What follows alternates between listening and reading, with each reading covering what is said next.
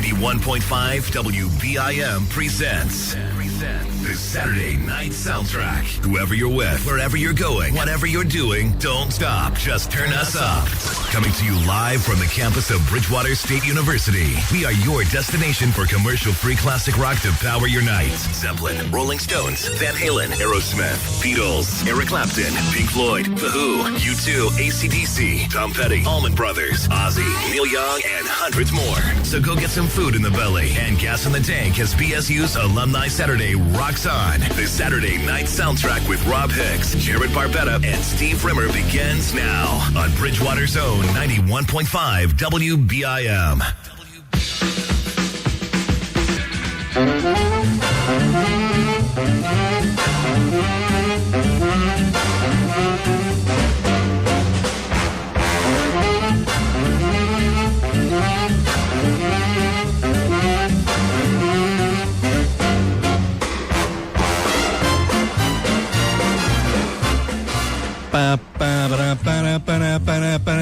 Yeah. Hey, how are you, everybody? It's Saturday night, and we're here, and we're jacked up, and just the way it's supposed to be. Rob Hicks, Steve Rimmer. Just the two of us. Yeah, so maybe it's not technically exactly the way it's supposed to be, because Jarrod's supposed to be with us, but screw us, right? Now, what's he doing tonight? Do you know? I have absolutely no idea, and I've been trying to figure it out. Well, because I did message him. I know. And I know it's a surprise, but I messaged him to let us know whenever he gets a chance. So. Right, because, and the thing is, and I told you this on the way in, and no offense, but I laughed out loud when I saw that you messaged him, because as we both know, Jarrod has a notorious reputation for completely writing us off. Absolutely. On days when we've got a program that he's not going to be a part of. As a matter of fact, I was actually shocked to see that a couple of the messages that came in first thing in the morning were actually from him. Not about the show, just a couple of different, photos in general. Every once in a while, we send each other amusing things that we find on the interwebs and so on and so forth. And he sent one of those, and he sent a couple of those. And I remember thinking, well, this is surprising.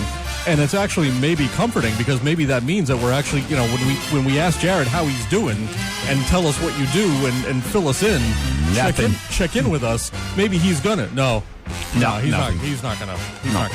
It's, and like I said, and I was explaining this to my wife. We were having the conversation about it, and she was like, she's like, don't you know by now that Jarrod compartmentalizes almost to a frenetic degree? And I was like, well, yeah, I guess that's true. She's like, if his mind is set on one thing, he's going to focus completely on that one thing and be damned everything else that's going on. And I was like, well, that basically explains perfectly exactly the phenomenon that Steve and I have always noticed every time we've done a program without him. Yeah, exactly. No, I don't expect to hear anything from him. No, absolutely whatsoever. Not. But it doesn't mean we're not going to talk about him every once in a while, just to keep the memory fresh. Call us up 508-531-1303. We're doing classic rock to close out the broadcast day. So that's going to be until about 10:30 or so. So let us know what we can do for you. You can like us on Facebook, Saturday Night Soundtrack. You can follow us on Twitter at SN Soundtrack. The YouTube channel is up, and I've revived it. You did? I resuscitated it like Lazarus or like Jesus on the third day. I put up last week's show on the YouTube. So I saw that. You can catch all the highlights from last week's program, and that's up there now. And we're going to continue to. We're basically just going to keep on top of it from here on out, because that's a responsible thing. The last year. From here on out, Steve. That's what that means. I work, this isn't my actual job. I work in the corporate environment, and in the corporate environment, we always like to use the phrase going forward. So going forward, the air quotes, going forward, the YouTube will be updated on a regular basis with highlights from every show that we do throughout the semester. So you can check on that. We don't have the music or anything up there because we're not millionaires and we can't pay for the license of all of it. But you can hear us jabber at each other. And all the bits we do. That's what people like. Of course. All the bits we do and all that stuff. I didn't spend enough time last week. Actually, I don't even know if I mentioned it last week. I think you mentioned it at the beginning of the show, and that was about it. That you can listen to us on TuneIn Radio. I didn't bother to put the TuneIn promo back into any of our liners or bumpers or anything for the semester, because everything always seems to be all up in the air. Like, we had a live stream in there for a while. Yeah, you never know when it's going to change. That we were touting, and then the license got removed for that, so we couldn't do that anymore. And then I was like, well, I'm not going to go rewriting a whole bunch of junk just for something that may be a flash in the pan, but the TuneIn Radio app, it's free in the iTunes and Google Play stores. If you go out there and get that, you can take WBIM with you from anywhere. I don't know if you're aware of this, but 180 watts doesn't really get you very far. So if you need to be out and about for the evening and you want to listen to us and you want to make a request and you're not sure if we're going to play your request within the next 10 minutes or so, which by the way we usually do. But if that's a concern for you and you want to take us with you, then take us with you. We're streaming beautifully, no buffering, no anything. They've really cleaned that app up as far as I'm concerned. I remember trying to use it a few years back. It was awful. But the experience now has been great. I haven't had any trouble with it. So I think Steve's checking it out to make sure that it's working. It's working. Steve's my tech guy as far as this stuff is concerned. No, it's working. Steve fine. hears me start talking about TuneIn Radio, and he's like, "Oh crap, better go make sure it's actually working." There's a slight delay, but it's fine. The delay's fine. I don't care about the delay. I just want to make sure that the thing's actually going, and as long as that's the case, and we're good. Nope, do it. Tune in. And so Steve brought in dinner again, which is great. You know what's fantastic about this semester is that we don't have to hide our food. That's right. We don't have big signs on the window saying, do not eat in here. I was going to say something insensitive, but I won't. But basically, we don't have to hide our food in the studio because if you'll notice, there's a whole bunch of signs in the studio downstairs telling you that you absolutely positively cannot eat down there. But you'll notice that up here, nobody gives a frig. No, but there's no sign up here whatsoever. This is we're back broadcasting from the studios that WBIM started broadcasting from back in 1972, and nobody cares about food up here for some reason. No, the carpets have been redone in the meantime and all that stuff's fantastic. But food is fine. Yes, it is. We can eat here. No one cares if we eat here, which is fantastic, and it's another thing that's just great about this season. I can't say enough about. So give us a call. Let us know what we can do for you. Again, 508-531-1303. First big block of classic rock coming up. Bon Jovi, CCR, Aerosmith, and a whole bunch of other stuff on deck. You got SNS, BIM. Saturday nights and classic rock. They just go together like bacon and hot fudge sundaes. Just trust us on this, okay? Bacon and hot fudge sundaes. Yum. The Saturday night soundtrack with Rob Hicks on 91.5 WBIM. It's Fleetwood Mac at 91.5 WBIM Bridgewater. SNS radio show. That went off one of the live records that they did back in the 70s, but it was a Peter Green Fleetwood Mac song that was fronted by Lindsey Buckingham there. That was when they were good. Yes, and also, wait, to be clear, you mean it was good when Peter Green was with them, or back in the 70s when at least Lindsey Buckingham was there and they were doing Peter Green songs? Before Stevie Nicks. Cool. Yes. So not the album we just played. So, Lindsey Buckingham apparently he just went through a major health scare. He just had unexpected open heart surgery. And as a side effect of the open heart surgery, he ended up with vocal cord damage. Oh. So nobody knows exactly what's going on or what brought it on or how severe it is or if it's going to be permanent or not permanent or anything like that. But the news just hit, I think, either last night or this morning. Oh, that I didn't was hear going that. on. Yeah. So obviously hoping that he's okay. And what I find hilarious is that they go through, it's one of those really awkward situations.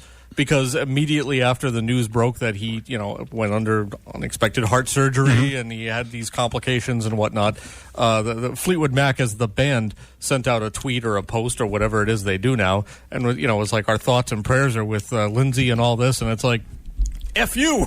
Yeah. you kicked me out of the band. Yeah, exactly.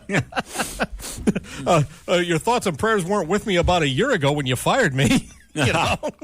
But I guess they wanted to show that they were not feeling any animosity and they just wanted to send their well wishes. But I was reading the whole thing and I was like, it's kind of weird. And then I'm thinking to myself, are they gonna maybe now they'll feel bad for him and they'll bring him back again? Yeah. But is he gonna be like getting on stage and being like, yeah, because I don't know what he sounded because they don't know if it's gonna come. I don't know how severe the vocal cord damage is, and they don't know if it's gonna come back or not. So it's kind of a wait and see sort of deal, and this news hits right after Steve just basically blatantly said that the band before he and Stevie Nicks came in was far better, and that he just threw the whole thing in the garbage. I liked it. Good, better. Steve. Better.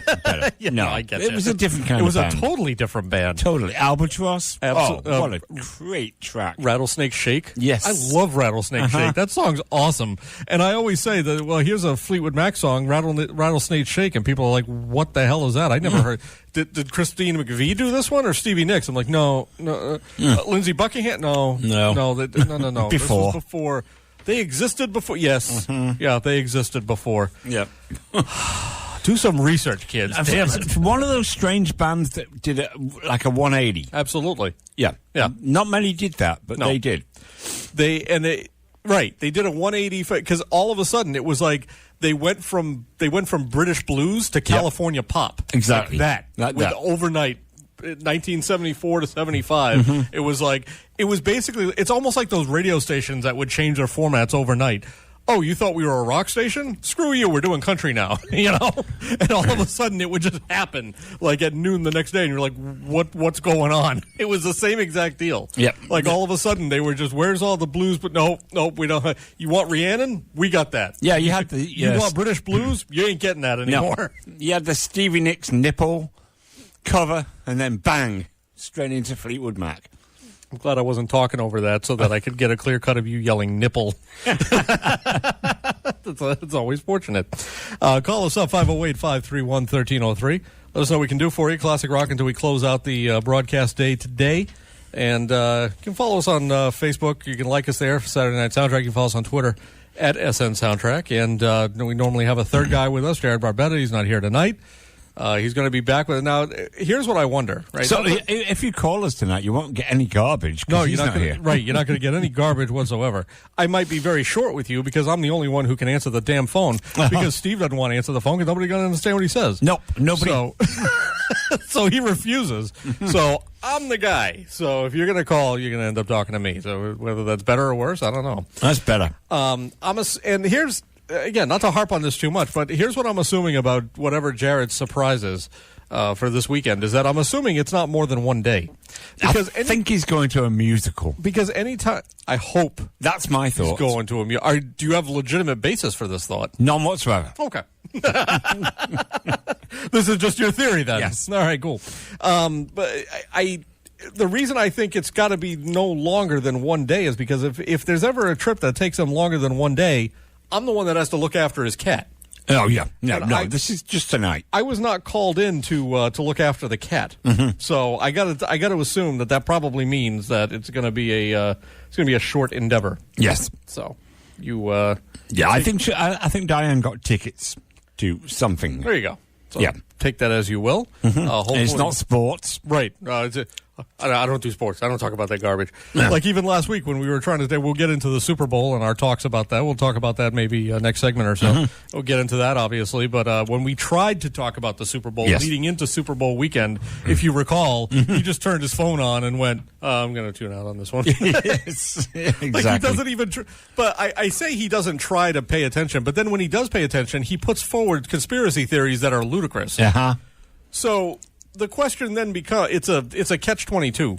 Do we want Jarrod paying attention and investing in the segment and putting forth his opinions that are only and solely his opinions? No, we don't. Or do we maybe just want him to tune out so that we can talk about it? Yeah, just tune out. And then move on. That's the best way. Now, here's what I wonder, too, is that Jarrod mentioned to me at some point that there may be a trip that he may be going on. To the Caribbean? Not to the Caribbean, but to Hollywood. Oh. He's going to be in the movies.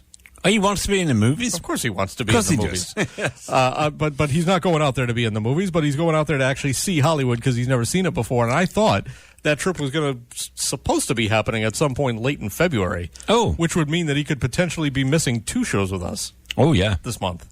And then we go on spring break. It's basically just our show, Steve. It's us. It's you and me at this point. That's bye-bye, Jarrod. I don't know if that's better or worse. I don't know how people feel about that, but that's the deal you got. So well, you get what you get.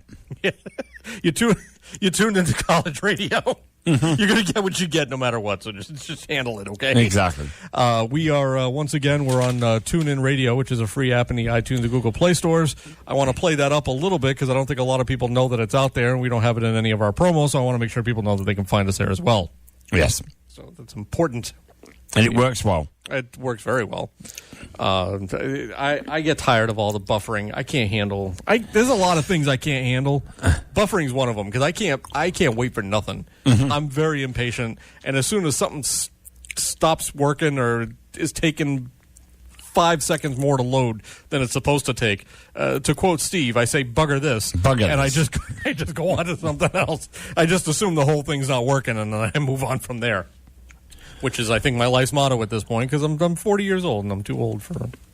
You're 40? I'm 40. Oh, my. Too old for all this junk, you know? I'm going to be 41 in June, Steve. Yeah. I'm getting things sent to me from the Social Security. Of course you are. Of course I am. I'm already getting... But they start early. I mean, I'm already getting... I'm already getting invites to join various AARP-type things, and I'm like, whoa, wait, whoa. Yeah. Can we tap the brakes... just a little bit. I got 10 more years, I believe, until I'm even eligible for AARP-type paraphernalia. No, I already have that stuff. Well, of course you do, because you're older than I am. But you're still not to the, you're not 65 yet. Nope. So there you go. What happens at 65? Something happened, right? Yeah, it's now 64 and 6 months. What's that? 64 and 6 months. Yes. That's the point. Yes. But is that when you become a legal senior citizen? Yes. Is that what it is? Yeah. Now, no offense, are you going to actually be a legal senior citizen because you're not actually a citizen? I don't know. As far as the paperwork says. I don't know. I mean, again, sorry if that's a touchy subject. No. I don't understand how it works. So I'm asking a legit question here. Yeah, the paperwork says that I am going to be. Okay. But whether getting closer to it, they'll discover. All of a sudden, they're like, you're a senior faux citizen. Mm-hmm. As a matter of fact, get the F out of the country. Remember when we get those census forms sent in? Sure. And they tell you who lives in your household? I make the wife handle all that. It always has me down as a U.S. citizen. Okay. So I correct it every time. Right. But I don't think it goes anywhere. I correct it. But somehow it's just not registering that it's been corrected. No. So I think I'll be okay. Well, that'll be fun to discover then, won't it? So there you go. Call us up, 508-531-1303. Another big block of classic rock coming up. Traffic, Blue Oyster Cult, Eric Clapton, and anything else you want. You got SNS, BIM. Bridgewater's Saturday Night Soundtrack with Rob Hicks is all request. Call 508-531-1303. The classic is our part. What we rock is up to you. David Bowie at 91.5 WBIM Bridgewater. Saturday Night Soundtrack. Hendrix was before that. Eric Clapton, Blue Oyster Cult, and Traffic all on that block. Rob Hicks. Nice Steve block. Yeah. Very nice. There you go. Call us up, 508-531-1303. Let us know if there's anything we can do for you. Classic Rock until we close out the broadcast day. You can like us on Facebook, Saturday Night Soundtrack. You can follow us on Twitter at SN Soundtrack. And the YouTube channel is out there. Just search for Saturday Night Soundtrack, filter for channels. We're the first thing that comes up, and podcasts of all the shows that are worth listening to that we've done are going to be up there. So there you go. All of them. All of them. Except. All of them. Except the ones that shall not be named. Well, it's come to my attention that there was some crappy show called Bridgewater Saturday Soundtrack that was on last semester. I don't know what the hell that was. We're the Saturday Night Soundtrack, and, we recognize no affiliation with... none whatsoever. Whatever junk you might have heard last year, so get that out of your heads. Jarrod Barbetta is usually with us, and he's not with us tonight. He's probably going to be glad that he's not with us tonight. Hasn't replied yet. Of course he hasn't, No. Steve. I know. This is not a shock. This is not news. No. But he's going to be glad that he's not with us for at least this next segment, because I want to talk to you about the Super Bowl. Oh, yeah. Because we haven't gotten a chance to talk about that. In honor of being able to talk about the Super Bowl victory tonight, I wore my Tom Brady jersey, of course. You wore your New England Patriots sweatshirt. And yes, I did. So we made sure that we were on the ball as far as our wardrobe is concerned. For a college radio show that's radio and not television that nobody hears or watches us on. So it doesn't really matter. No. But regardless, it makes us feel better. I felt like it was appropriate that I wear the Tom Brady jersey because I'm basically like the Tom Brady of this station. I'm the best. I'm the best one here. Yes, you are. You've been here the longest. I've been here the longest. My affiliation with WBIM is longer than the affiliation with Tom Brady and the Patriots. I've been affiliated with the station over 20 years now. Not to mention the fact that I'm 40. Yep. And I'm kind of too old to be doing this crap. Yeah. But I still do it because every season I'm like, maybe I'll quit. And then I'm like, nah, if that, I'm not quitting. Nope. I'm going back for another year. Exactly. The similarities just abound. And then as far as looks are concerned, I got a face for radio. You know what I mean? So maybe it just ends there. But the other parts are legit. The other parts are legit. So I want to get your thoughts because I find it interesting how polarizing this Super Bowl was as far as people's opinion of its interest level. Okay, and what I mean by that is I've seen so many and I have my own theory on this, and I'll ask your thoughts, and then I'll give you my opinion. I've seen so many people post, and they were posting even while the game was going on about how it was boring, and all they're doing is kicking it back and forth. It was. I mean, I found it fascinating. I found it fascinating as well. I thought the back and forth between the defenses was like a chess game. Exactly. It was incredible. Right.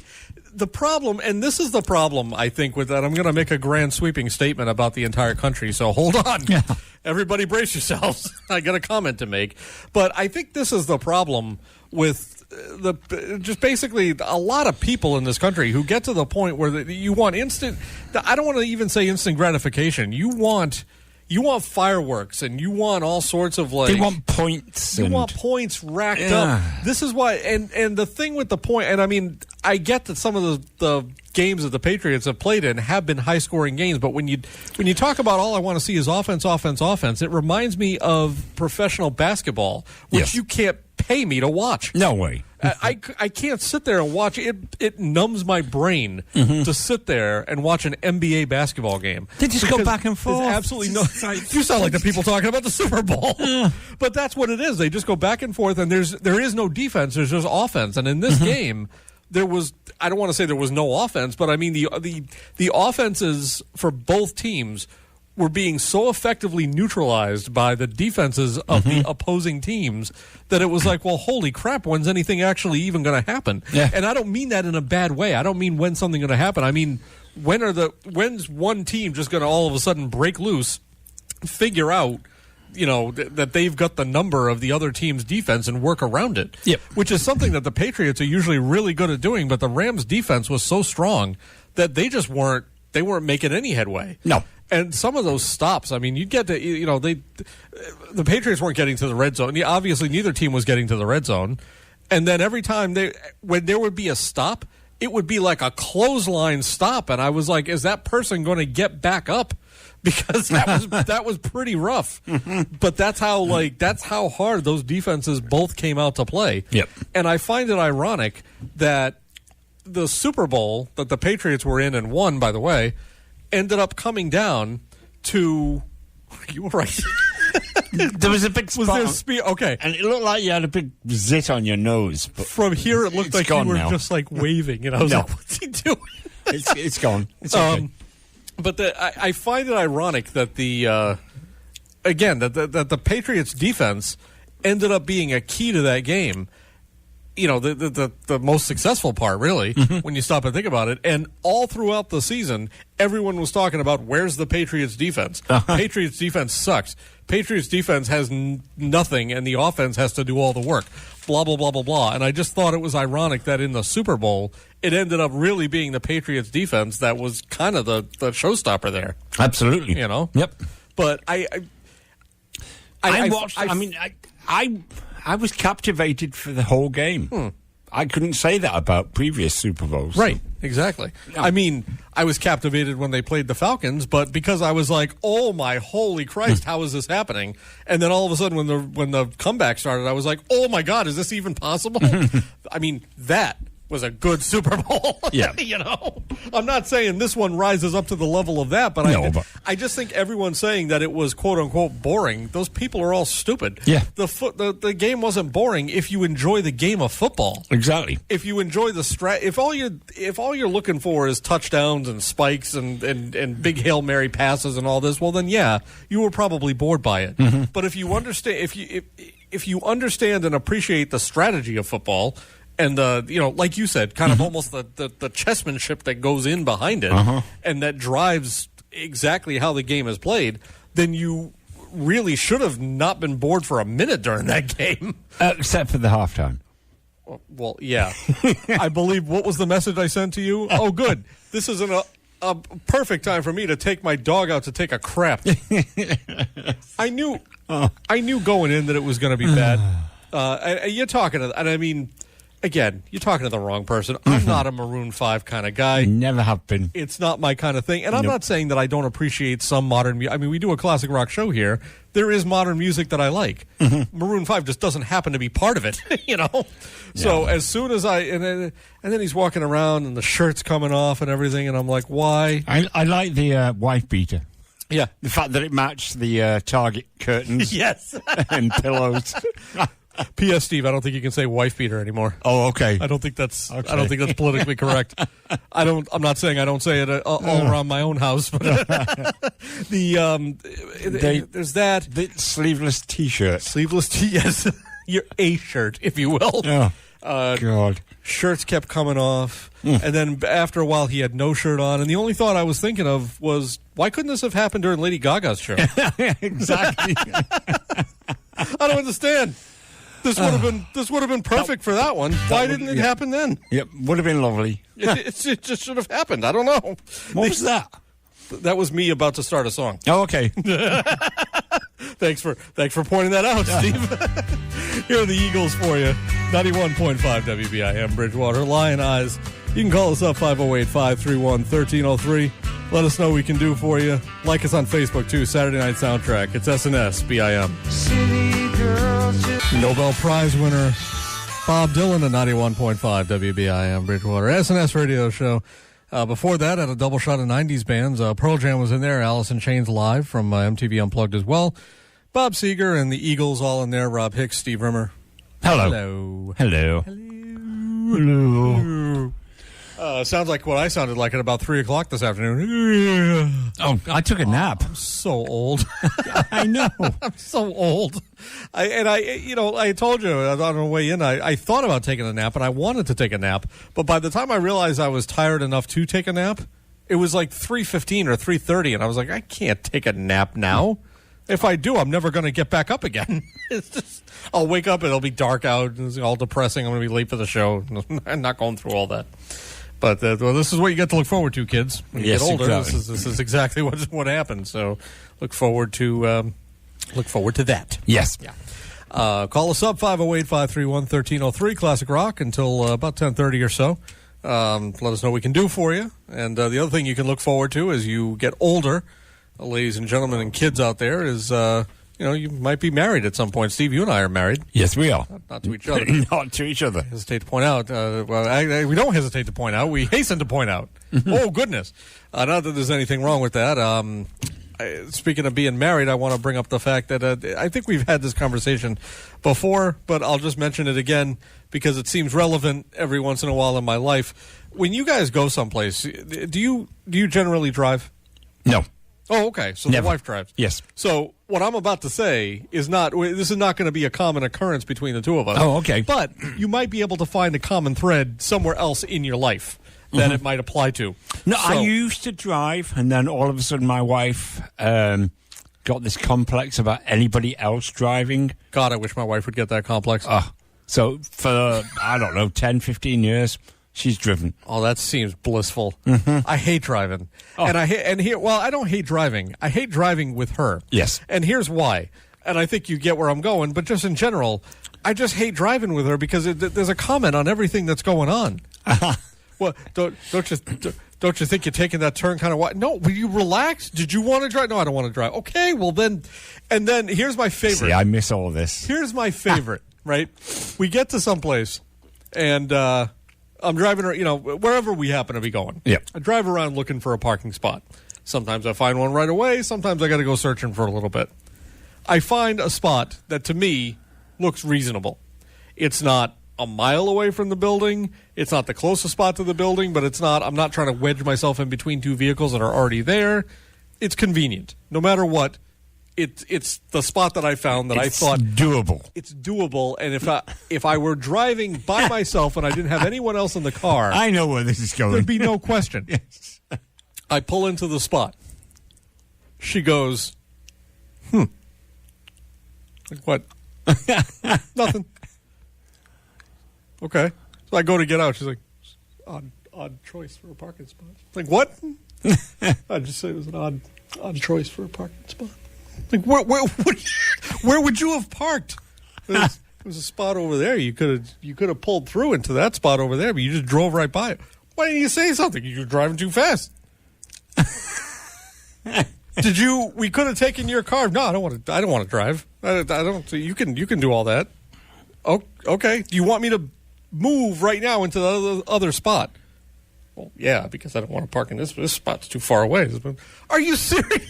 So then I gotta pull out of the spot that I've chosen. I gotta go around to the spot that she thought she saw, which she probably did see at the time, but now somebody else has taken. Oh, somebody else took it. Well, I guess you should have gotten it the first time. It wasn't anything I was considering. It just wasn't the spot I wanted to park in. If you have a spot you want to park in, why don't you drive and then you could park wherever you want to park? Well, I've told you before too. Sometimes when we're deciding what we want for dinner, what do you want for dinner? I don't care. No, I want you to pick. She goes, no, pick whatever you want. I want whatever you want. Whatever you pick will be wrong. Okay. So sometimes I decide to be a man about it, because I'm a man. So sometimes I try to be a man about it, and I try without even asking her the question, because she's told me before, I want you to just take charge and go somewhere. She doesn't want that, by the way, but she's told me before. He just made a gesture, yes, by the way. She's told me before that she wants that, so I go, cool. So every once in a while, I decide I'm going to take it upon myself. Very dangerous phrase in the married world. I'm going to take it upon myself. Mm-hmm. I decide I'm going to take it upon myself, and I'm not even going to ask her where she wants to go. I'm just going to head out and go there. So I start driving. I get to a particular point in the, we live in and I've talked about this before, we live in a certain area where it's like, and we have our basic routine of like our rotation of places that we go. Mm-hmm. There aren't like 100,000 places we know. We tend to go to the same, like, I don't know, 8-10 places if we're going to go anywhere. Uh-huh. So if I'm driving in a particular direction and I take a certain turn or I don't take a certain turn or I'm headed in a particular direction down a specific street, I think you know where I'm going. Mm-hmm. And yet, invariably, we'll get in the parking lot. Sometimes I turn, it's Plymouth, so parking is touch and go. So sometimes I'll circle around a bit, and I'm looking for a spot, and then finally I'm like, oh, this sucks. There aren't any spots here. And she's like, that's fine. I didn't want to go here anyway. Why didn't you say something? Well, you didn't ask me. Sir, I will eat anything, anywhere we go. I don't like seafood. If you bring me to a seafood restaurant, I'm going to find something on the menu that I want to eat. They have non-seafood type things on seafood menus. Of course they do. Yes, all places do. It's like when you go to it's like when you go to a Mexican place and they have like the gringo burger because you're just some weirdo that doesn't like Mexican food, so you want a burger instead. Fine. They have that option available for you. So it's like, I just want her to pick, because if she just picks, I'm going to find something there that I want. Mm-hmm. It's not difficult. No. And you know what else I don't do? I don't complain about anything. Mm-mm. Like, anytime she's ever just driven to a place, because there have been times, like, obviously, like, sometimes, and this is a rare occasion, and this is what I want to have happen more often, there are times where, like, maybe she gets home from work after I do, and, like, she'll say, oh, I'm in the driveway, why don't you just come outside? And, like, meaning that I'm going to get in the car and she's just going to drive to wherever she wants to eat. Mm-hmm. Cool. And you know what? Wherever she picks, I don't say boo about it. No. Because guess what? I just want to eat. Uh-huh. I don't care where it is. I'm going to be able to find something, like you said, steak, burger. I can find anything on a menu of some sort that I want to eat. It's not a problem. No. But we'll go someplace and she'll be like, or this is my favorite, where I say, I pull up to a place and then I go, is this okay? And she goes, yeah, it's all right. What do you mean it's all right? I just, it's an Italian place. You like Italian food? Yeah, but if I don't feel like Italian, I have no choice. I have to get Italian. So where do you want to go? I don't know. Some place that's just not specific to a particular type of.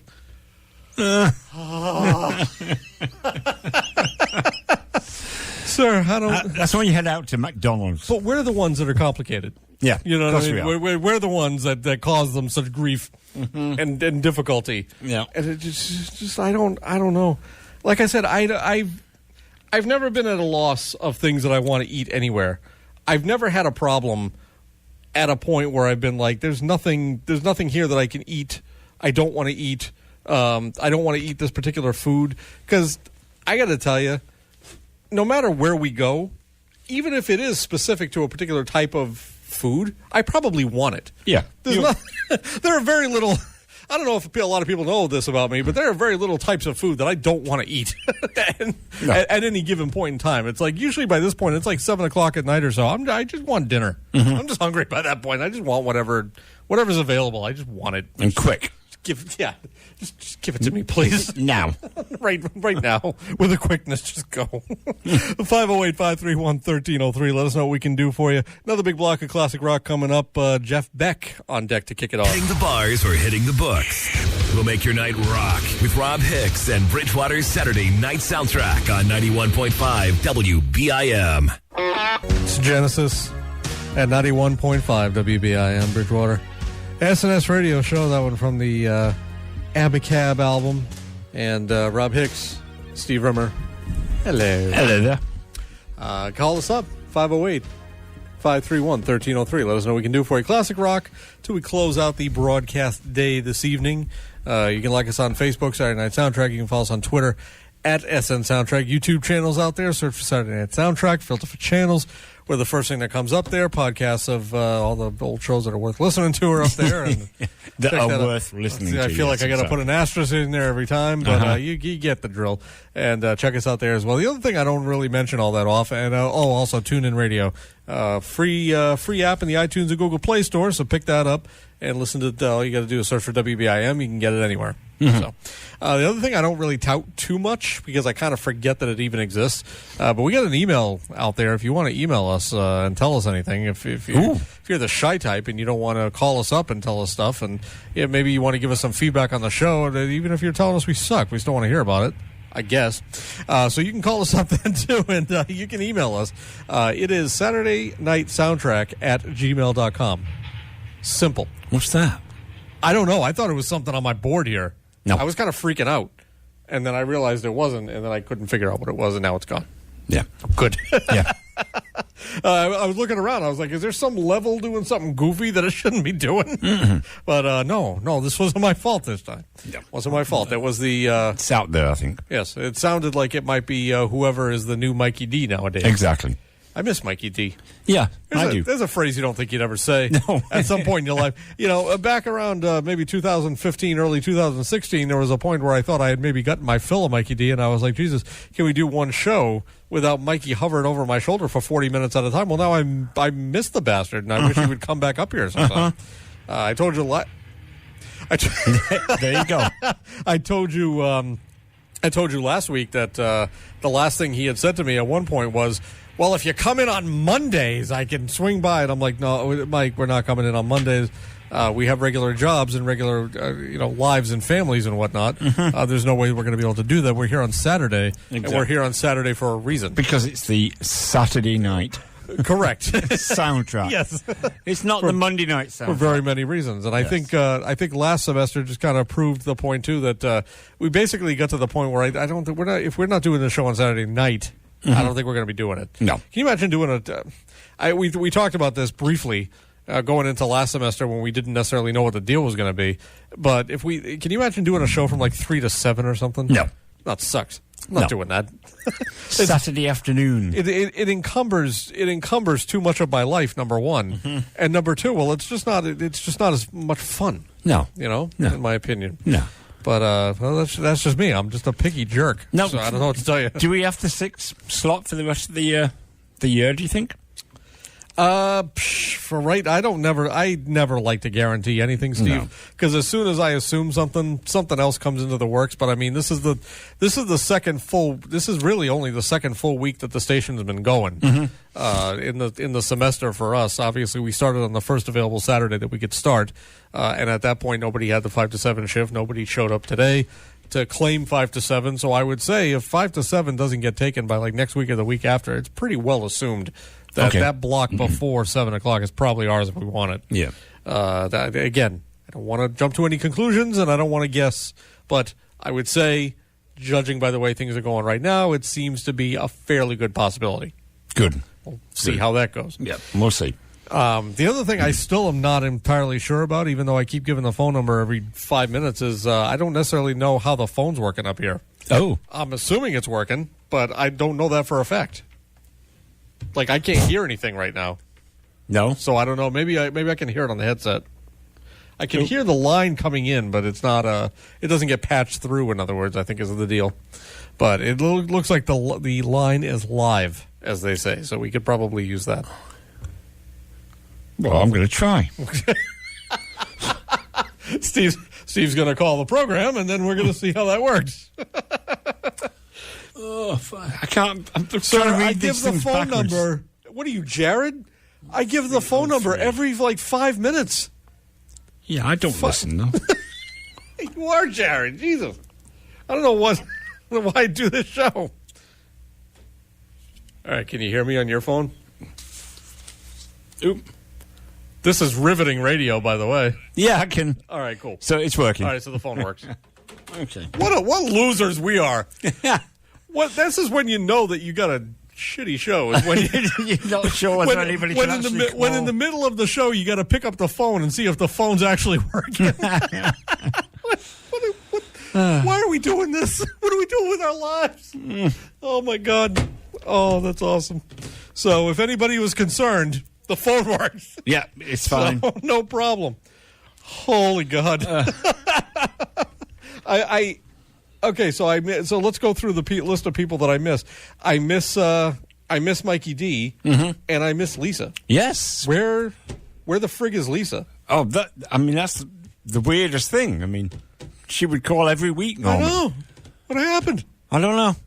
I hope she's all right. Uh-huh. But where is she? I don't know. She still likes the Facebook page as far as I know, and I've already I was going to say I've posted details about when we're going to be on the Facebook before, but we all know how Facebook and Lisa tends to work. Yeah. Not much. Not necessarily the greatest. So therefore, I'm not going to put a whole ton of stock in it. So we'll have to see how it goes as the time goes on. Hopefully she'll rejoin us, but we'll see. We'll see. I don't know. So. Some point. Call us. Somebody.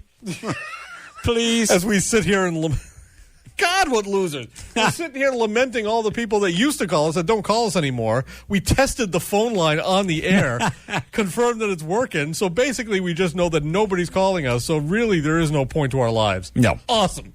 Yes. With that said, let's play another block of classic rock. Can't hurt, can it? Call us up, 508-531-1303. Let us know what we can do for you. Billy Squire, U2, the Kinks, a few other things on deck for you. SNS, BIM. The Saturday night soundtrack with Robb Hicks is on 91.5 WBIM. Bridgewater's weekend all request classic rock experience. AC/DC is on 91.5 WBIM Bridgewater. SNS radio show, Grateful Dead before that, STP. Had the Kinks in there, U2, and Billy Squire as well. Robb Hicks, Steve Rimmer. U2. U2? U2. U2, call us up, 508-531-1303. We verified that the phones work, so you got no excuse anymore. So no. Let us know what we can do for you. Classic rock for the next just under 2 hours or so. So we can get on anything you want as far as that's concerned. You can like us on Facebook, Saturday Night Soundtrack. You can follow us on Twitter at SN Soundtrack. And as you know, from listening to the show, we always talk about a variety of topics. Steve and I tonight have already covered sports. We've covered life. We've covered bitching about wives and side seat driving. Well, I did. We haven't touched politics this season so far. That's where I'm going right now, as a matter of fact. So Elizabeth Warren just today announced. Did you that see she's that running speech? Yeah, I saw part of it. Oh my God! I saw the whole thing. Here's my concern. So let me. Now this is the time that I'm glad Jarrod isn't here. Well, I mean, I don't know. I mean, I'm probably not going to be as bad as Jarrod, but let me all over your excitement for a second. I'm glad that this is happening. Yeah. And I liked the speech, or at least the parts that I heard of it. I'm hoping that she manages to find, because I feel like right now she doesn't have a good hold on. I mean, her foothold obviously in this area is beyond reproach. Yeah.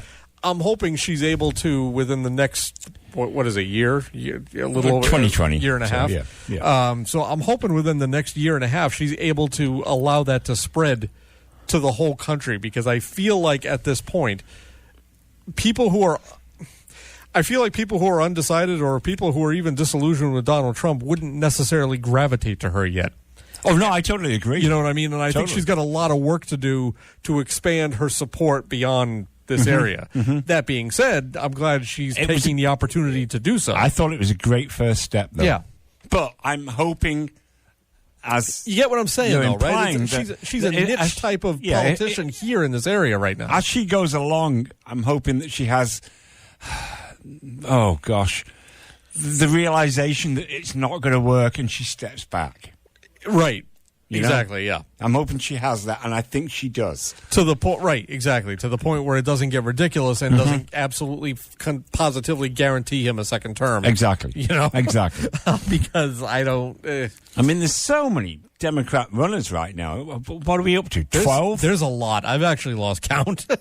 Well, there's two more coming next week. Well. So I think it'll bring it to 12. That's getting kind of silly. Right. You know, they're gonna have to narrow the field just a tad before things, which I'm sure they will. Please do it in less than a year. It would be nice. The forerunner then has a chance, right, to get some momentum. Gain some momentum, exactly. Yeah. I just. I don't know, man. I didn't think we'd be at this point. And if you told me 3 years ago we'd be at this point, I would tell you were effing crazy. Oh yeah. But I mean, different things keep coming out every day. For example, did you file your tax return yet? No, not yet. Okay. Do you normally get back or do you normally pay? We pay. Okay. So we normally get back, and I can already tell you that. Oh, you buy TVs with yours, don't you? Yes. But here's. Thanks for making me sound like such a dumb American. I benefit from getting back money. Oh, and you splurge on ridiculous crap. Yes, Steve, I do. But here's the thing. So we file, and we do the TurboTax thing. We don't go to our taxes aren't complicated. We're two people. We both only work one job apiece. We don't donate to. We don't do any weird donations. We don't have any weird declarations. We don't do any sort of weird trade. You know what I mean? Like, there's nothing. Our very vanilla taxes are our taxes. So we can just do it with TurboTax fine, and we're pretty much guaranteed that whatever happens is going to be what is exactly supposed to happen. So my wife was going through doing them last weekend, and.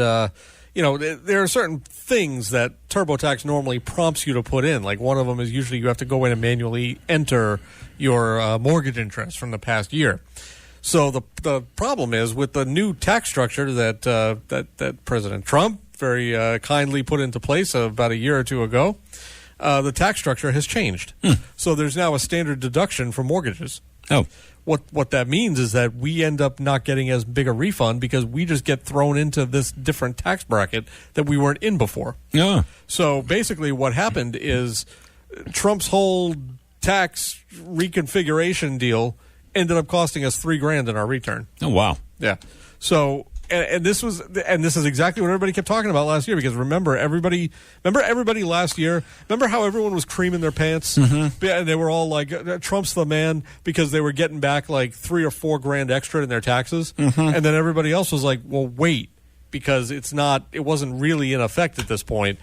You're going to really feel it when you file your taxes for 2018. Yeah. Because what was happening was people who used to get, let's say you got $5,000 back, right? People last year were getting $8,000 back, and they were like, holy crap, and they were going insane. And then everyone, and so now they go to file their taxes. Those same people who used to get 5 last year got 8 are now getting 2. And I know this because that's essentially different numbers, but that's basically what happened to us. So they gave it to you, and then they took it back. Right. Again. We got more. We got a little. And the thing was, I didn't even feel like we got that much extra last year. I mean, I think we got a little bit more than we expected to, but we didn't get a ton extra last year. But we sure as hell got a ton less this year than we normally get with all because usually with TurboTax, what happens is you go along, you plug in some numbers, your return looks fairly modest, and then all of a sudden you put in your mortgage interest, and then all of a sudden it's like the number skyrockets up. And that's usually the point, and I wait for that point because that's the most exciting part exciting. That's the most exciting part about filing your taxes is watch. I'm going to pop my mortgage interest in. Boop, number goes straight up. This year we did all the we did all the stuff that it prompted us for, and we get to the end and we were like, wait, did we miss a step? What happened? And then we look back and we realize it's because TurboTax is set up for the current tax bracket that is things are set up to operate under now, and you lose money because of it. Is essentially what happened. So I'm hoping all these people who are now losing money in their tax returns are going to remember this over the next year and a half. And if nothing, please God, if nothing else has changed people's minds about everything that happened in 2016, let the pain of your lower tax refund do something to you that makes you go, wait, I think I might vote the other way. just something. He's just got such a rabid base that I don't even understand. You can't even get through to them. No, you can't get through to them. They're all, the wall is a stupid idea. That should have been a metaphorical thing at the most. It's a barrier now, right? Yeah, it's a steel barrier. Did you see him go through the whole speech about how this you can see better through? Okay, and then and then he said something about how he was like, didn't he say he was an expert at like engineering or something? Yeah, he actually said, I'm an expert in engineering. What are you talking about? When did that happen? Holy crap! I don't understand it, but I haven't understood it for a long time. So there you go. We got a record on deck coming up. This was a deep cut brought in from Steve from one of his one of your internet obsessions. I have to say, sir. Oh yeah. Holy God! If it's not 11 photos about your shoes, it's 14 posts about the. I know. Well, I've been reading the biography on Matt Johnson for the past 2 months now. Right. Maybe I'm almost finished, and then I'll move on to something else. But right now, there was a wave in there where I was like, I'm getting posts and links from Steve at 3:30, 4 o'clock in the morning about this dude from the dumb. Like, we might have to have an intervention at some point. So tell us about the record we're going to hear. Sweet Bird of Truth. It's the remix. It's a 45. It's a 12-inch single. It's a little different from the album version, but it's damn good. There you go. Damn good's all you need. It's it's SNS on BIM 91.5 WBIM. Let us know what you want to hear. 508-531-1303. Enjoy. It's an Ozzy-less Black Sabbath. A 91.5 WBIM Bridgewater. Saturday Night Soundtrack, that was off the Heaven and Hell album, of course, and that was the first album in which Ronnie James Dio replaced Ozzy Osbourne. It was in 1979. Led Zeppelin was before that, and before that, Lost Cut from Steve by his new obsession, the. Not exactly new. Well, you know what I mean. Since 1984, new. I mean, Brian Johnson's been with AC/DC since 1980. You still call him the new guy. Oh, he is the new guy. Yeah, that's true. You gotta be a little consistent on this. I wanted to ask you about this, Steve, and I actually tried it out with the while the track was playing, and it worked. And this amazed me. Do you know what Shazam is? Shazam? Yes. I should. I think you'd like it. So it's an app. Right? So it's an app that you can get. Obviously, you can get it on your iPhone. It's probably also for Droids as well. For all those you people out there who are losers and still have Droids. Yeah, weirdos. Jarrod, you nut jobs. No, Jarrod. He just have an iPhone. Jarrod is fully on the Apple train, which is surprising to me. Yeah, because I feel like that would be, not to get off topic here. I feel like buying whole into Apple would be one of those things where Jarrod would be like, I don't go for that cult garbage. Yeah, I'm not getting into all that hippie junk with the technology and all that. No, he's got the phone, he's got the watch, he's got the laptop, he's got the whole deal. That's true. That's true. I'm the same way, so I can't fault him on that one. Anyway, Shazam is an app that it's designed to. So what you do is if you're someplace and you hear a song playing, right? That's right. And you want to know what it is. You're like, hey, I like that song. I want to find out what it is. In the old days, you were SOL because there was no such thing as this, and I remember spending years trying to find what certain songs were and all that stuff, and gone are those days, because you take Shazam and you tap on it while the song's playing. And there are a few caveats. Like, it's not always going to be perfect because sometimes, like, maybe you're in a place where there's a lot of other ambient noise. You're not close enough to the speaker. It might not be able to pick it up. So it doesn't always work, but it actually, if the music is even remotely audible, it actually works pretty well. And you tap it, and it listens for a few seconds, and then it returns to you the name of the song, the people who do the song. It allows you to open it, again, if you're not a weirdo and you actually have Shazam on your iPhone, it allows you to open it in Apple Music and all that sort of thing. So I did it while the was playing, and it gave me that. Very nice. It actually found the track. Sweet bit of truth, yeah. It was able to find it found the right song, and it found the band, and it showed it to me, and offered it to me on Apple Music, which I thought was great. It might not have been that particular cut, you know what I mean? So, because I know we played the single version. Yeah. So, I mean, this might not be linking me to the exact, but that's pretty pretty pretty impressive that it got that close. I was like, let me try this out with some deep cut that nobody's ever heard, besides Steve, that nobody's ever heard of before, and see if it comes back with something. And it came back with that, so I was amazed by that. So, Shazam is free. There you go. And it's in the Apple Store, and it's probably in the Google Play Store. I don't give a crap. But just find it, download it, and have some fun with it because it's neat. And I've located many a song using that, and I just find it amazing. Like the things we have nowadays are. If I told myself 25 or 30 years ago that we had all these capabilities, I would laugh in my older self's face because I remember, and I don't even remember why I remember this, but I remember being in a restaurant, and I think it was like, I forget, we were in break. It doesn't matter. This is 25, 30 years ago at least, right? And I remember being in a restaurant, and I remember hearing Tupelo Honey playing, and I was like, what is this song? This song sounds great. Had no idea what it was. Couldn't identify what it was because it was at the part where they keep saying she's an angel, and Van Morrison keeps saying she's all right with me.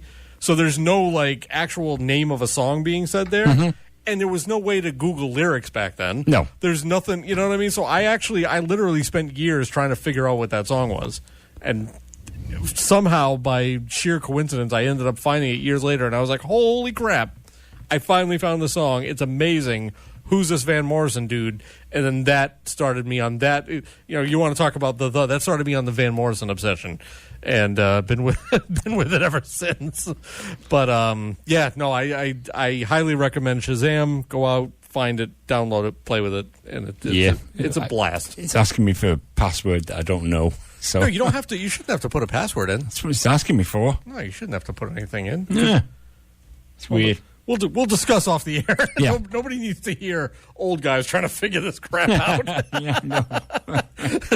All I know is if I didn't have to put a password in, because I think at the point of putting a password in, I probably would have stopped as well. Yeah. Because I'm like, why do I need a password just to? No, I'm not getting involved in that junk. So during the next block, bring your phone in here, and we'll see if we can figure it out. Yeah. And get you logged into that thing without any kind of a password, because it's stupid. Yeah. So there you go. 508-531-1303. Let us know what we can do for you. Next big block of classic rock coming up: Rainbow, Rolling Stones, and Neil Young all on the way. The best reason to listen to WBIM on Saturday nights instead of your iPod. Size matters. The largest library of classic rock in Bridgewater is on this Saturday night soundtrack with Rob Hicks, Jarrod Barbetta, and Steve Rimmer. 91.5 WBIM. The Outlaws are on 91.5 WBIM Bridgewater. SNS radio show. Police before that. The Cars. Boston. Tom Petty. Neil Young. Rolling Stones and Rainbow were all in that long classic rock block. Rob Hicks, Steve Rimmer. Hello there. It might have been easier to say who wasn't in that classic rock block because we played so many songs. Yes. Indeed. Your request could have been part of them, but you don't want to call us, so F you. Yeah. I think people have forgotten how to use a phone.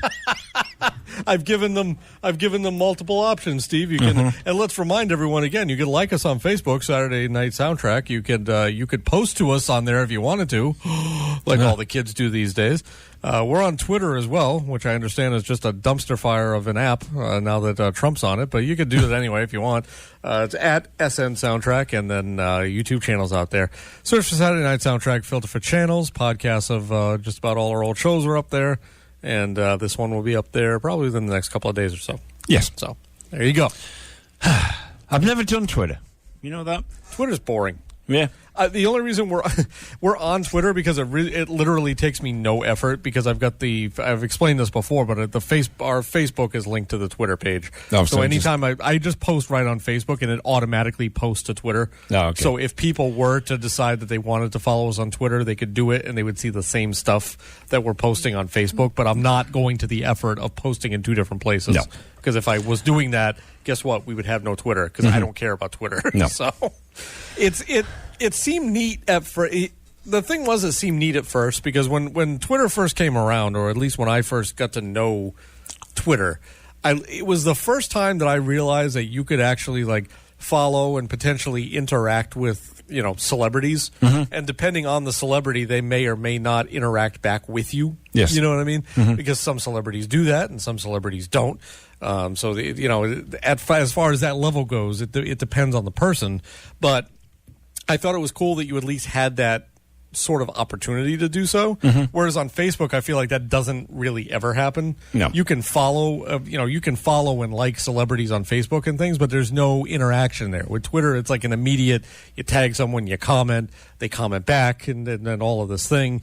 And then, so that's cool. And that was interesting to me for about 20 minutes. Until, do I have another zit-looking thing on my face? No, the glass is dirty. Yeah, it is really dirty. Yeah. But I'm not complaining. No. I'm happy to be up here. Yeah, so me too. No complaints. But yeah, it was interesting to me for a brief period of time until I started until everything on Twitter became a link, or everybody had their own cause or foundation. And it was like it all became like every tweet from even the celebrities that I was following that I thought were interesting in the beginning, everything became an advertisement of some sort. And it was like, oh, I'm doing this, follow this, like this link, click on this. And it was like, I don't want to go through all that. I'm not interested in that. I really just want you to tell me what you had for breakfast this morning, and then give me a 1% chance that if I send something to you, you might actually respond to it. So that's really all I was looking for.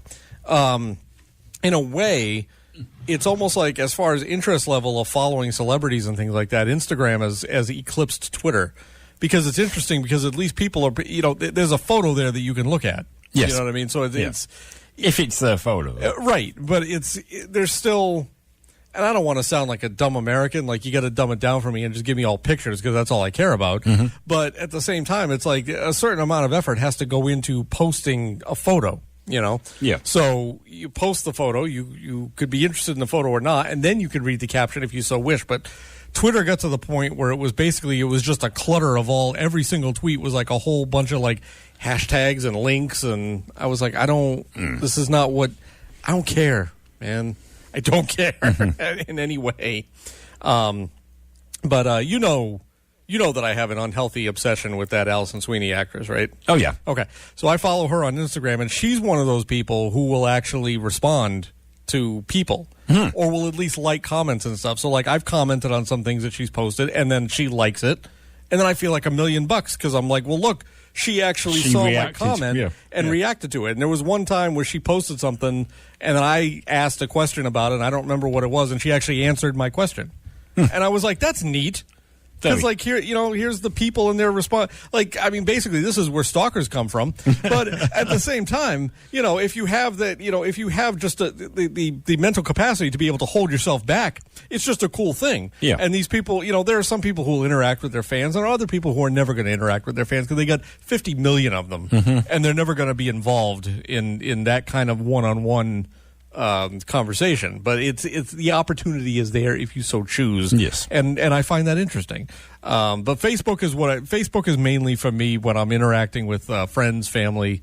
I don't really have a lot of like I don't have a lot of likes. I don't have a lot of I like a handful of pages because I found that even when I liked a whole lot of pages on Facebook, it was getting annoying. Because not to sound like Jarrod about this, but it was getting all cluttery, and everybody had it. Every page was going to be posting 90 things a day about this cause or that cause. I'm like, I don't know. No, I got involved in a group called the Remy Report about the Red Sox. Okay, and I got myself out of it this week because I'd open Facebook, and that's all I would have. Is right. Different people on the Remy Report talking about the Red Sox that aren't even playing yet. Right. April, I think they already set the date, right? Isn't it like April 11th or something like that? Well, is opening day? Yeah, spring season starts tomorrow, the spring training. Right. But yeah, exactly. It's like, I don't need to see all of this discussion about the Red Sox during the Patriots season. So. I'm just now recovering from the Patriot season. I don't have time to. I don't have time to gear myself up for this right now. And I'm also part Check in with me in a couple of months. I'm part of a Doc Martens group, and you think I'm obsessive? Yes, I know. Holy crap. I know you are, Steve. We talked about this last week with all the pictures that you and the thing. Nothing compares to some of these people. Really? Nothing. Really? I am the slightest fan of Doc Martens compared to these people. That's Some interesting. people, one person has 504 pairs. I have 8. You know what I mean? That's the level. So that it goes to.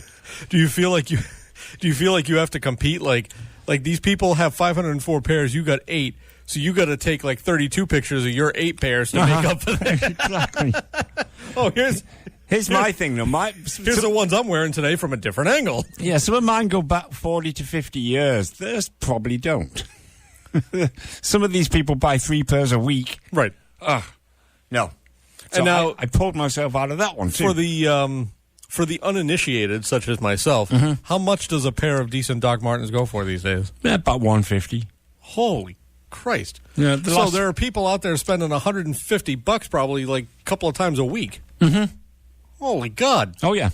How's that? I mean, there's some junk that I like. But I still would not be paying that much money on a regular basis for it. That's why But I'm also not a millionaire, so maybe it's that too. Last year I got 2 pairs. I bought 1 pair for myself, and I got 1 pair as a gift. That's about as far as I can go. As far as you can go, and one of them's a gift. Yeah, and obviously we're not going to be getting tax returns back. Exactly. So there goes that. Normally you blow your money on TVs, or you blow your money on Doc Martens. Not this year, I don't. Nope. So, and is it all about like I don't?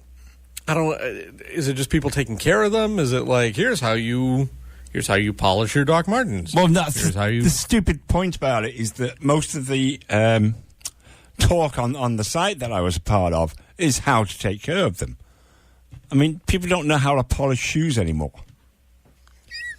I mean, what's to talk about? You put the polish on and you rub it in, and then you shine it. Good God. I mean, although you know what though, I don't polish shoes on anything close to a regular basis, and even I know that. The society today, though, I mean, I was brought up by my father telling me or showing me how to polish shoes because it keeps them. You know, they keep longer. They keep better. You don't have to buy a new pair. So. Yeah, that's why I know. I know, I get you. Yeah. But I am also of the opinion that basically anytime I have not of the opinion, but I'm just of the habit that I basically just let my shoes run into whatever shoes I have, I wear them into the ground. That is the one thing I basically don't get frivolous with because I have 3 or 4 pairs of shoes just in general. I don't have a lot of shoes. And I just wear them constantly until they're completely destroyed. So, as far as caring goes, I do what I need to do, but most of my shoes don't require polishing anyway. And as far as the other ones, I'm just going to wear them until they fall apart. I'm not a shoe person. No, I always have been. Now, my wife, there's a shoe person. And my wife. She's involved in a shoe club. A what? There's a mail order shoe club. Oh. And every once in a while she'll be like, and I have to wonder if this is really a legitimate mistake or not, because every once in a while she'll be like looking at her emails and she's like, oh, I forgot to cancel the shoes this month. Oh. So it's basically like, remember Columbia House way back in the day, like when you used to, when you'd have a membership and they charge you Fruit of the Month Club. Right, they'd charge you like with Columbia House videos and movies and DVD, they would charge you like $30 a month for like a VHS back in the days when VHS was a thing. And the movie of the month was $30, and if you didn't cancel it by a certain date, they would just send it to you. Yes. And it was just an automatic thing, and you had to opt out to not get it. This is the same thing. You had to make the effort not to get it. Correct. Yes. This is the same thing except with shoes. So every once, so she'll be like, she'll be looking at her email and she goes, "Oh, I forgot to cancel my shoes." And I look at her and I go, "Really? Really? Did you really forget to cancel the shoes?" She's like, "I swear to God, I forgot to cancel the shoes." I'm like, "Can't you go on and like cancel it?" "Ah, it's too late now." Yeah, it's like the constant barrage of J. Jill packages that seem to appear at my house. So many packages. And then like the other day, like I got a package in and she's like, "What's that?" I'm like, I ordered a couple of movies. "Which movies did you get? How many movies did you get?" "Don't worry about it." How many blouses came in the mail within the past few? You understand, Steve? You and I are married. Yeah. Not to each other, No. we hasten to point out. But my obsession right now is with the Fire Stick that Gene got. Oh, yeah, you were telling us about that. God. Yeah. I picked it up. Well, it's a voice-activated remote control. Sure. That's the beauty of it. Yeah. So you put it on HDMI 2, and you just speak into the remote, and I spoke into the remote, A Clockwork Orange, bang. Right. Instantaneous. Just the other day, I spoke into it, The Prisoner, bang. Instantaneous. Now, did it give you hasn't there been some different iterations of The Prisoner? Did it give you the right one? It gave me the right one. So it gave you the one with Patrick McGowan, which is the right Exactly. one. Okay. Yes, Because exactly. anything other than the version with Patrick McGowan is the wrong one. Yep. Just in case anybody out there is confused. And the beauty of it is, I think, if I'm not mistaken, it was probably filmed on film in those days. Yep. Because you're going back to the 60s. Right. So now seeing it on an HD TV. Yeah, that's the thing is like they took a lot more care with some stuff back then than you would think. Yeah. And it goes back to just to be nerdy for a second. No. Yeah. Really? Because we're always nerdy on this show. Just to be a little bit more nerdy for a second, I have the Dick Van Dyke series, like the original black and white Dick Van Dyke series on Blu-ray, right? Oh.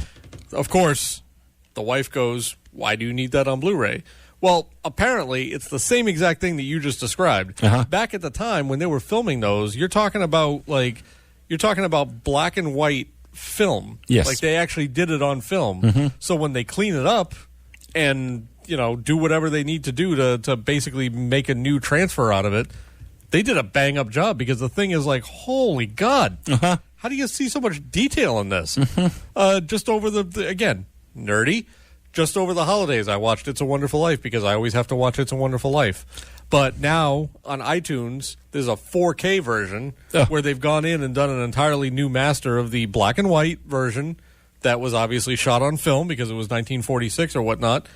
The detail's outstanding. It's amazing what you can see in these things. And I say this for people such as my wife who always go, you don't need high definition on that. It's old. No, it's not just that it's not that it's old. It can look really good but what difference does it make? It's old. No, you're not getting what I'm trying to say. I get what you're trying to say. Yes. It's like I feel like I'm insane because I'm trying to explain this whole thing. Like I was trying to explain, with the whole, I don't know how much you know about the whole 4K thing. I know you've just started watching some stuff in it and all that. They have this is super nerdy, but apparently no one's listening to us, so it's cool. Yeah. There's a thing that goes along with 4K discs called HDR, which is high dynamic range, right? And usually that has to do with like different colors and like the more subtlety and separation in colors and blah blah blah blah blah. It goes hand in hand with 4K and it makes colors look outstanding and like really pop out, right? So Schindler's List was just released in 4K Blu-ray. Okay. And a lot of people are like, why do you need Schindler's List in 4K Blu-ray? Because what do you need HDR for? It's a black and white movie. But it's not that it just does color. It's like it's the contrast between like the darks and the whites and like you can watch a black and white movie that looks completely washed out and look at that versus the difference between one where the contrast and everything has been balanced just right and done the way it was supposed to be done so that every image like kind of pops off the screen at you. That's the whole point. Yeah. damn it, people. You know?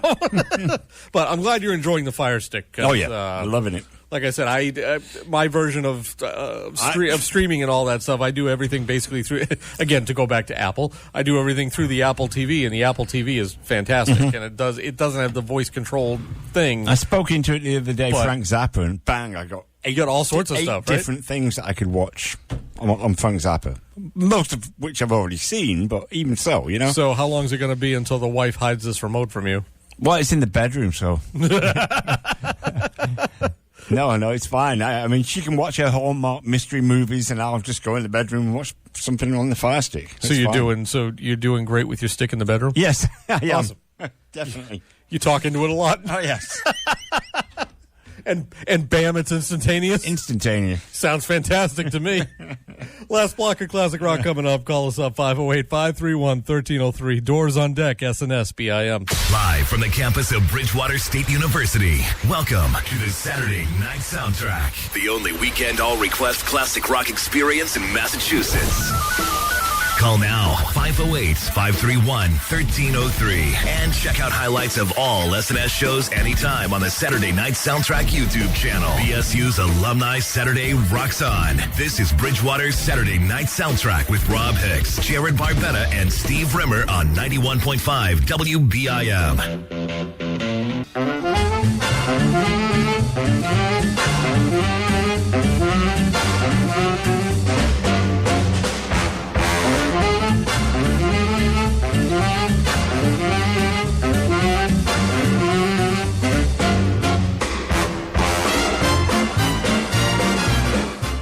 It is 91.5 WBIM Bridgewater.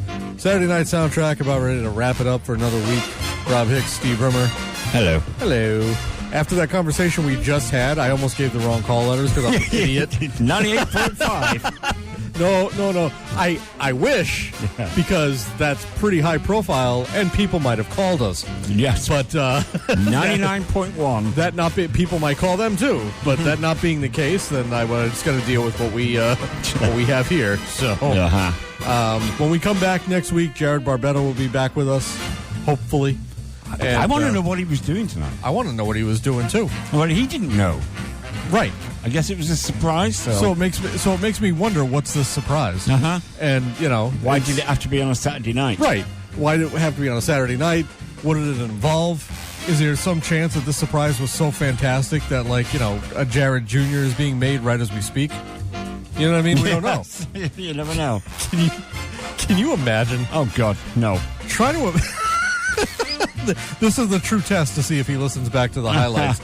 I try to imagine Jarrod as a father every once in a while, and as horrified as the idea makes me, I also feel like it's not too far afield, because he's basically already got the embarrassing dad thing down, and he's not even a dad yet. Yep. He's just embarrassing in general. So now picture that. Picture how he is, but just with a kid, And I feel like, I don't know, in some cases it seems ridiculous, and then in other cases I think, well, that would probably work. Because he's already, the kid's just going to be like, oh my God, it's going to be like we are every once in a while. Like, I'm not with him. Why are you, Dad, why are you talking to everyone? You don't know those people. Those people don't know you. What are you doing? Why are you talking to those people? Oh, Jarrod. When he comes back to us, he'll be 36 years old. Oh, God. So, still a youngster as far as you're concerned. I'm sure. A kitty wink. I was. You seemed surprised earlier in the show when I mentioned that I was 40. I still don't think of myself as 40. No. And then when I turn 41, I'm not going to think of myself that way either. No. I keep trying to tell my wife that 40s, because my wife is going to be 40 at the end of this month. No. And she's not looking forward to that. And I'm like, 40 is the new 30. And she's like, will you shut up? Like, no, I'm just trying to give you some support. Truthfully, you stop thinking about your age after you really a while. do. Yeah. I don't think it doesn't have the... It turns from thinking about how old you are to thinking about how well you're still doing okay. Right. That's what becomes important later. Right. So, I mean, at that point, I don't really care. It's... Is it weird? Is it weird to me that I'm 10 years, or I'm less than 10 years now away from being 50? Yes, that's weird to me. But at the I'm same, less than 10 years away from being 70. is that weird to you? No. Okay. I'm still at the weird stage, Steve. I haven't gotten used to that yet. No, I look to my parents at this point. If they turned 88. Well, you got some last good year, got some good longevity on your Exactly, side. so. I think I told you as far as my side, I have grandmothers who passed away in their 70s, but my two grandfathers are still alive, and one of them's 91, and one of them's going to be 93. There you go. So I figure I got to look to them and be like, that's what I got. Yeah. I mean, I'm not saying that they haven't had their problems along the way. They have. As I get older, I'm not looking forward to dealing with any of that junk.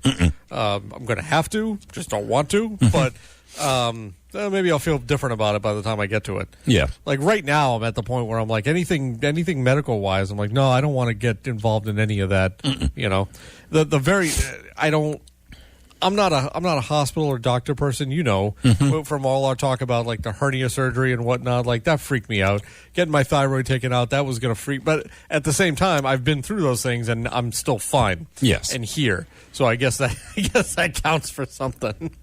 Every once in a while, nobody cares about this, but I'm killing a minute here. Every once in a while, I get a little bit concerned that my hernia may be on the return. Really? And I don't know if that can happen. I don't think it can. But for some reason, I worry about it. Like every once in a while, I'll get a little bit of an ache. You know what I mean? Like there's a little ache, and then I'm like, oh, that's weird, because that ache's right where the hernia used to be. Because with mine, they put a mesh in. Well, they put a mesh in with mine, too. Yeah. And they said that the only thing that could possibly happen is it could start pushing through the mesh. That's what I'm worried about. But it would have happened within the first year, I guess. Oh. So you should be okay. So you're telling me to calm the hell down then? Yes. Okay. I don't know. I get a little hypochondriac about these things every once in a while, and then I worry that my you know what I worry hernia most? is pushing through the mesh. I worry the most about is how do you feel that you may have cancer? I mean, how do people go to a doctor and say, I need something checking out because I think what's I might... What's the indicator? Is there a symptom that and how get? do you know? How do you know that you've caught the indicator in time? Exactly. I get that. Yeah. Yeah. No, I don't know. I haven't a clue. And that idea freaks me the hell out as well. So, isn't this great, kids? Yes, it's wonderful. Uplifting. You're in college and you think everything's all great now. Wait until you get old. These are the things you're going to be thinking about. Are my guts pushing through the mesh? And how do I know when I have cancer? And with that, we'll leave you with some ZZ Top. We'll be back next week, 91.5 WBIM Bridgewater. Like us on Facebook, Saturday Night Soundtrack. Follow us on Twitter, @SN Soundtrack. It's SNS on BIM. Bye.